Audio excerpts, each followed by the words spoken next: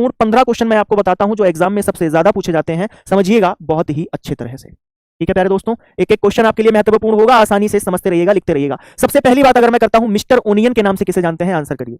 Mister onion के नाम से किसे जानेंगे? कोई मुझे बताना चाहेगा कि इन्हें हम मिस्टर ओनियन कहते हैं? आप कहेंगे सर H.A. जोन्स। इसको कहा जाएगा H.A. जोन्स जी को कहा जाएगा, नोट करिएगा। प्यारे साथियों, अगर मैं आपसे पूछता हूं कि प्याज की जब बात की जाए, है ना, प्याज काटने के समय जो आंसू आते हैं वो आंसू क्यों आते हैं, इस बात का आंसर दीजिएगा। आप जब प्याज काटते हो ना, तो प्याज काटते समय आपकी आंखों से आंसू आते हैं, प्यारे दोस्त याद रखिएगा, है ना। क्या बात है, थियोप्रोपेनिल एस ऑक्साइड, है ना, थियोप्रोपेनिल,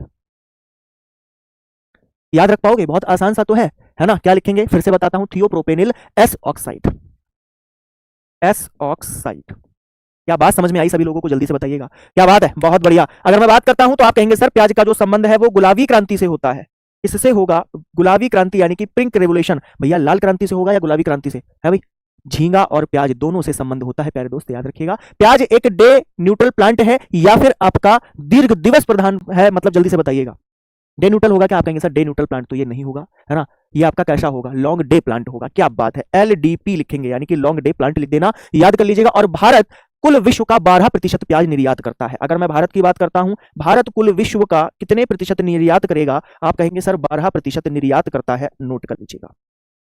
क्या बात सभी लोगों को समझ में आई है? जल्दी से बताएं हाँ या ना। और मैं अगर आपसे पूछूं कि प्याज में जो पीला रंग होता है वो किसके कारण? आप कहेंगे सर क्वेरेसिटिन के कारण होता है, और लाल रंग एंथोसाइनिन के कारण होता है। ये लिखने की आवश्यकता नहीं है प्यारे दोस्त। अगर मैं आपसे पूछूं कि प्याज का उपयोगी भाग कौन सा होता है और प्याज का अग्रणी राज्य कौन सा है?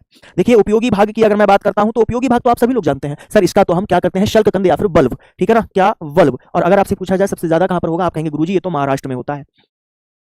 कहां पर होता है बेटा? महाराष्ट्र में होता है, नोट कर लीजिएगा। आपको पता होना चाहिए कि अगर हम प्याज की बात करते हैं तो प्याज में आयोडीन और विटामिन बी कॉम्प्लेक्स की प्रधानता होती है।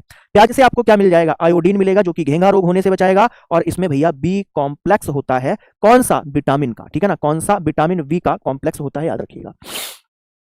क्या बात सभी लोगों को समझ में आ गई है यहां तक? जल्दी से बताइए, फिर बढ़ेंगे थोड़ा सा और आगे की ओर, है ना।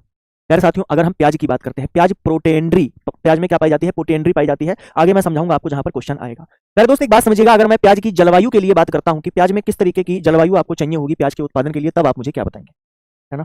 आंसर करिएगा। आप कहेंगे सर प्याज के लिए ठंडी जलवायु चाहिए, ठीक है ना। कैसी जलवायु चाहिए? ठंडी जलवायु चाहिए। और यदि मैं तापमान की बात करता हूं, यानी कि टेम्परेचर की बात करता हूं, आप कहेंगे सर प्याज का टेम्परेचर 3 प्रकार से देखा जाएगा। समझो मेरी बात को बहुत अच्छे तरीके से, ठीक है ना।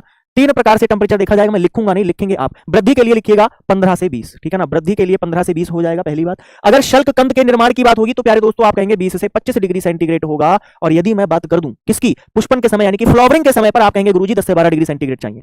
कितना चाहिए? 10 से 12 डिग्री सेंटीग्रेड चाहिएगा, नोट कर लीजिए।